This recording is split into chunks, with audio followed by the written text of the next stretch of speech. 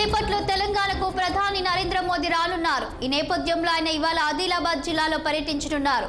జిల్లాలో పలు అభివృద్ధి పనులకు ప్రారంభోత్సవాలు చేయనున్నారు. నాగ్పూర్ నుంచి రానున్న ప్రధానికి గవర్నర్ తమిళిసై సీఎం రేవంత్ రెడ్డి స్వాగతం పలుకనున్నారు. ఈ క్రమంలో ముఖ్యమంత్రి ఆదిలాబాద్ చేరుకోనున్నారు. అధికారిక కార్యక్రమాల అనంతరం తిరిగి సీఎం వెళ్లనున్నారు.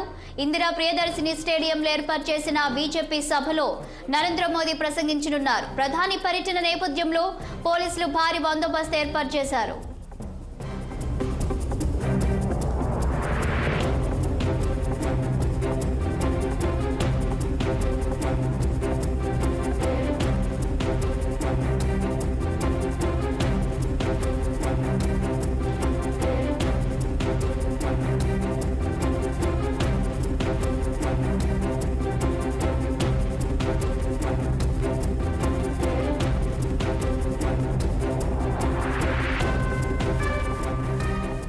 ప్రధాని మోదీ ఆదిలాబాద్ పర్యటన నేపథ్యంలో పోలీసులు ట్రాఫిక్ ఆంక్షలు విధించారు. భారీ బందోబస్తు ఏర్పాటు చేశారు.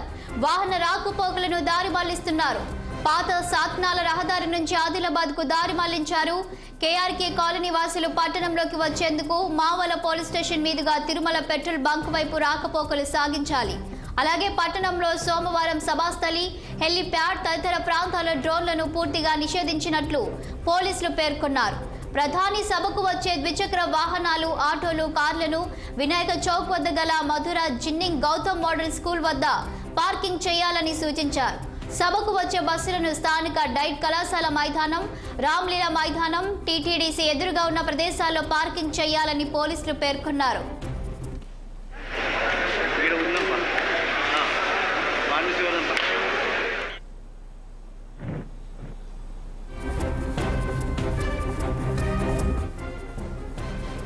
లోక్సభ ఎన్నికల వేళ ప్రధాని మోదీ తెలంగాణ పర్యటనకు వస్తున్నారు. ఇక్కడి నుంచే ఎన్నికల సమరశంఖం పూరించేందుకు సిద్ధమవుతున్నారు. సోమ, మంగళవారాల్లో రాష్ట్రంలో పర్యటించనున్న మోదీ 15,000 కోట్ల విలువైన అభివృద్ధి పనులకు శంకుస్థాపనలు, ప్రారంభోత్సవాలు చేయనున్నారు. సోమవారం ఉదయం 9:20 ప్రధాని మహారాష్ట్రలోని నాగ్పూర్ ఎయిర్పోర్టుకు చేరుకుంటారు. అక్కడి నుంచి హెలికాప్టర్లో బయలుదేరి 10:20 ఆదిలాబాద్ చేరుకుంటారు. అక్కడ మోదీకి సీఎం రేవంత్ రెడ్డి, గవర్నర్ తమిళిసై స్వాగతం పలుకనున్నారు. స్థానిక ఇందిరా ప్రియదర్శిని స్టేడియంలో నిర్వహించే బహిరంగ సభలో ప్రధానితో పాటు సీఎం రేవంత్ పాల్గొంటారు. ఈ సందర్భంగా 6,697 కోట్ల విలువైన అభివృద్ధి పనులకు ప్రధాని శంకుస్థాపనలు, ప్రారంభోత్సవాలు చేయనున్నారు. జైనద్ మండలం బోరాజ్ నుంచి బేలా మండలం మహారాష్ట్ర సరిహద్దు వరకు 491 కోట్లతో చేపట్టనున్న జాతీయ రహదారి విస్తరణ పనులు, 136 కోట్లతో చేపట్టే హైదరాబాద్ భూపాలపట్నం 163 జాతీయ రహదారి అభివృద్ధికి పనులకు శంకుస్థాపన చేయనున్నారు.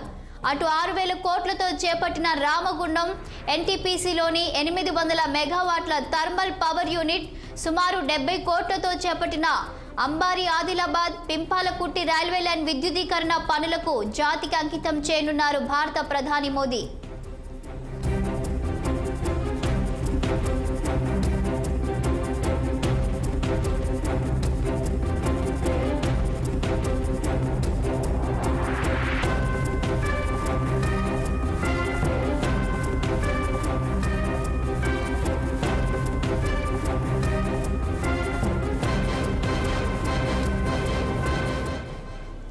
ఇక ఇదే అంశానికి సంబంధించి మరింత సమాచారం మా ప్రతినిధి మాధవి అందిస్తారు.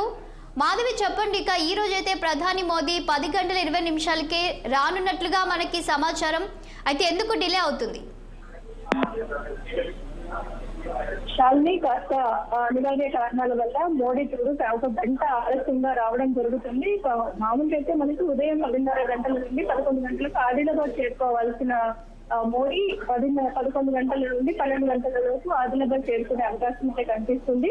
అక్కడ చేరుకున్న తర్వాత ప్రాజెక్టులకు శంకుస్థాపన, ప్రారంభోత్సవాలలో మోడీ పాల్గొంటారు. ముందుగా దాని తర్వాత మధ్యాహ్నము మళ్ళీ అక్కడ శంకుస్థాపనలు ఏవైతే చేస్తారో, శంకుస్థాపనలు అయిపోయిన తర్వాత తిరిగి తమిళనాడుకు వెళ్లే అవకాశం అయితే కనిపిస్తుంది. తమిళనాడుకు వెళ్ళిన తర్వాత అక్కడ తను ఏవైతే కార్యక్రమాలు ఉన్నాయో ఆ కార్యక్రమాలను ముగించుకొని మళ్ళా నైట్ రాజ్భవన్ కి, అంటే బేగంపేట విమానాశ్రయానికి చేరుకుంటారు. అక్కడి నుండి రాజ్భవన్ లో ఈరోజు నైట్ బస చేస్తారు. అక్కడ బస చేసిన తర్వాత రేపటి షెడ్యూల్ లో మాత్రం అంటే రేపు మంగళవారం మోడీ సంగారెడ్డి పర్యటిస్తారు. ఆ పర్యటనలో భాగంగా మనకి అక్కడ కూడా అనేక కార్యక్రమాలు, వివిధ అభివృద్ధి కార్యక్రమాల పైన శంకుస్థాపన ప్రారంభించి వాళ్ళు చేస్తారు.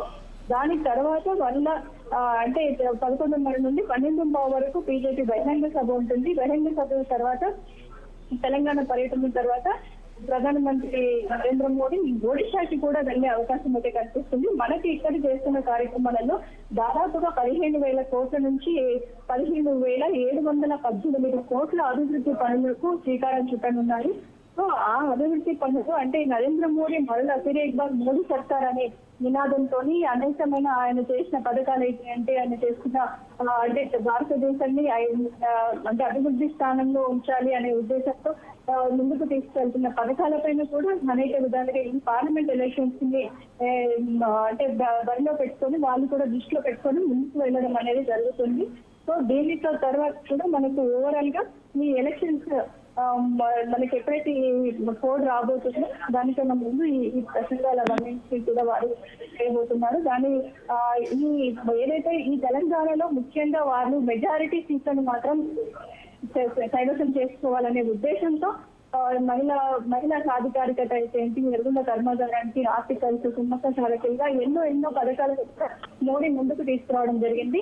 ఈ పథకాలను ఆయన ఆమోదిస్తున్న గ్యారంటీలను ఫిర్ ఎక్ బార్ మోడీ సర్కార్ అనే నినాదంతో ముందుకు తీసుకెళ్తూ తెలంగాణలో దాదాపు 12 నుంచి 14 సీట్లను కైవసం చేసుకునే ఉద్దేశంతో ఈ ప్రసంగాలనేవి, ఈ సమావేశాలు అనేవి జరగబోతున్నాయి. చాలు మాధవి, అదేవిధంగా ఇక ఆదిలాబాద్ లో జరగబోతున్నటువంటి భారీ బహిరంగ సభకి ఇప్పటి వరకు పార్టీ నుంచి ఎవరెవరి నేతలు అక్కడికి చేరుకున్నారు? ఎవరైనా గైహాజరు అవుతున్నట్లుగా తెలుస్తుందా? ఇప్పటి వరకైతే గైహాజరు విషయం మనకైతే ఏది రాలేదు. ప్రస్తుతానికి ఉదయం బేగంపేట విమానాశ్రయం నుండి ప్రత్యేక హెలికాప్టర్ లో ఆదిలాబాద్ కు బయలుదేరారు కేంద్ర మంత్రి కిషన్ రెడ్డి, అలాగే ఎంపీ లక్ష్మణ్ కూడా బయలుదేరారు.